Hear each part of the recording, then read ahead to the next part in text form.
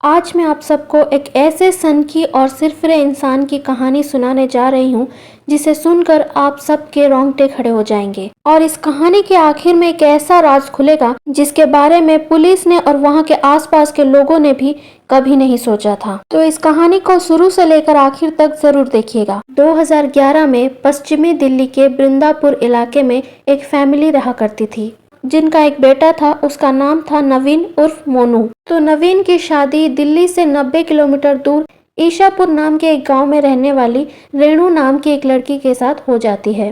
रेणु अपनी 3 बहनों में से सबसे बड़ी थी, इसलिए रेणु के पिता हरेंद्र ने रेणु की शादी नवीन से बड़े ही लाड प्यार और धूमधाम से की थी। इस शादी में नवीन का एक चचेरा भाई रवि भी शामिल होता है और इस शादी के समारोह में नवीन के चचेरे भाई रवि की नजर पड़ती है रेणु की छोटी बहन बेबी पर। अब रवि बेबी के प्यार में अंधा पागल हो जाता है। रवि को अब बेबी को पाने की जिद अंदर ही अंदर खाई जा रही थी और आखिरकार नवीन और रेणु की शादी के बाद एक दिन रवि अपने भाई नवीन और भाभी रेणु से बेबी के साथ उसकी शादी की दरख्वास्त करता है। और क्योंकि रवि उस वक्त बेरोजगार था और कुछ काम धंधा नहीं कर रहा था, इसलिए बेबी की बहन रेणु और नवीन रवि की शादी की बात को टालते रहते हैं। रेणु सोचती है कि अगर बेबी की शादी रवि से कर दी तो रवि उसे कहाँ रखेगा और क्या खिलाएगा पिलाएगा, इसलिए रेणु रवि और बेबी की शादी की बात को टालती रहती थी।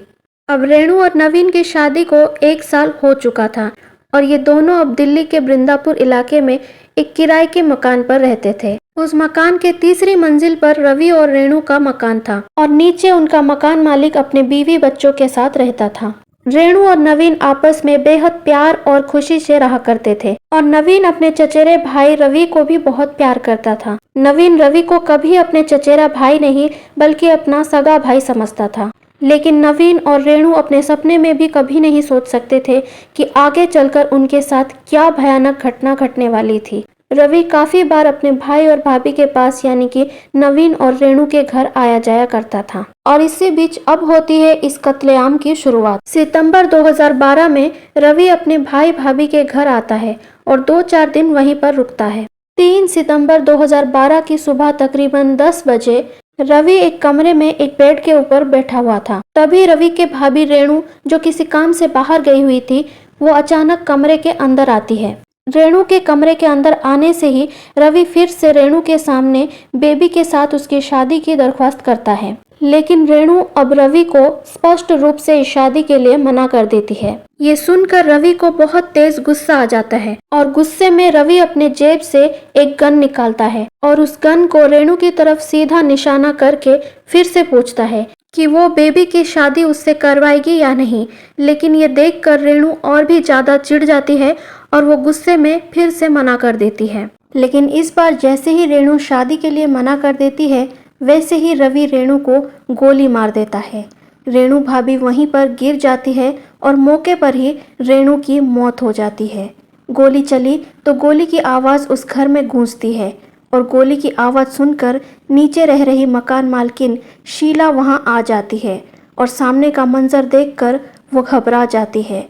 सामने ज़मीन पर रेणु लहूलुहान पड़ी थी और पास में हाथ में पिस्तौल लिए रवि खड़ा था।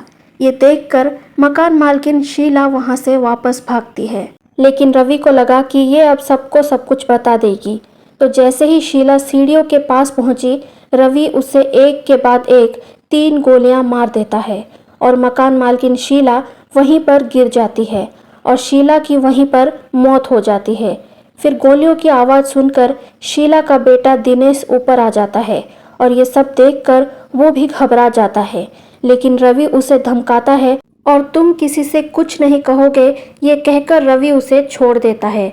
रवि तुरंत नीचे उतरता है और बाहर खड़ी एक सेंट्रो कार लेकर वहां से भाग जाता है, लेकिन वो उस जगह से 1 किलोमीटर दूर उस सेंट्रो कार को खड़ी कर देता है और कार से उतरकर एक आदमी को पिस्तौल दिखाकर उसकी बाइक छीन लेता है। और अब रवि निकल पड़ता है 90 किलोमीटर दूर ईशापुर गांव की ओर, जिस गांव में वो लड़की बेबी रहा करती थी और जिसके प्यार में रवि अब तक 2 कत्ल कर चुका था। इधर पुलिस को बृंदापुर में 2 कत्ल की खबर मिलती है और पुलिस पहुंचकर तफ्तीश में जुट जाती है। इस पूरे मामले में 1.5 से 2 घंटा बीत चुका था और मकान मालकिन शीला का बेटा दिनेश ही एकमात्र चश्मदीद गवाह था जो पुलिस को इस घटना के बारे में बताता है। और साथ में दिनेश रेणु के पापा और रेणु की बहन को भी रेणु की कत्ल की खबर दे देता है। रेणु के पापा हरेंद्र और रेणु की बहन बेबी ये सुनकर दिल्ली की ओर जाने की तैयारी कर रहे थे। तभी उनके घर के सामने एक बाइक आके रुकती है और उस बाइक से रवि उतरता है। रेणु के पापा उसे देखकर बाहर आते हैं क्योंकि रवि पहले भी नवीन के साथ कई बार उनके घर आ चुका था, तो घर वाले उसे जानते थे कि रवि नवीन का चचेरा भाई है। लेकिन कुछ बातचीत शुरू होती इससे पहले ही रवि हरेंद्र से पूछता है कि क्या आप अपनी बेटी बेबी की शादी मुझसे कराएंगे या नहीं। ये सुनकर बेबी के पिता हरेंद्र को बहुत गुस्सा आ जाता है और वो कहते हैं कि एक तरफ से खबर आई है कि किसी ने मेरी बेटी को गोली मार दी है, उसकी मौत हो गई है, और कितनी बार मना करने के बाद भी तुम ये बेहुदी बात कर रहे हो, तुम्हें शर्म भी नहीं आ रही है। और ये सुनकर रवि को गुस्सा आ जाता है और रवि वहीं पर हरेंद्र को गोली मार देता है। ये सब कुछ घर के अंदर खड़ी बेबी देख रही थी। फिर रवि घर के अंदर भाग कर जाता है और बेबी को एक कमरे में ले जाता है और पूछता है कि क्या तुम मुझसे शादी करोगी। दोस्तों, पहले भी बहुत बार रवि ने बेबी को पूछा था कि क्या तुम मुझसे शादी करोगी, लेकिन पहले भी बेबी रवि को मना कर चुकी थी और इस बार उसे बंदूक की नोक पर पूछा जा रहा था। लेकिन इस बार भी बेबी रवि को शादी के लिए मना कर देती है और इस बार वो होता है जिसके बारे में रवि ने भी नहीं सोचा था। जो रवि बेबी से प्यार करता था, जिसके लिए वो दरिंदगी पर उतर आया, जिसके लिए उसने इतने कत्लेआम कर दिए, वो आखिर अब इस मासूम लड़की बेबी को भी अपने हाथों से गोली मार देता है। गोली की आवाज़ सुनकर और बाहर पड़े बेबी के पिता हरेंद्र की लाश को देखकर आस पड़ोस के लोग उस घर को घेर लेते हैं। और जब रवि देखता है कि उसे घेर लिया गया है तो वो खुद को उस घर में बंद कर लेता है। उन लोगों में से एक आदमी ने पुलिस को इस घटना के बारे में खबर दिया और पुलिस वहां तुरंत पहुंच जाती है और रवि को वार्निंग देती है कि तुम चारों तरफ से घिर चुके हो, अपने आप को सरेंडर कर दो।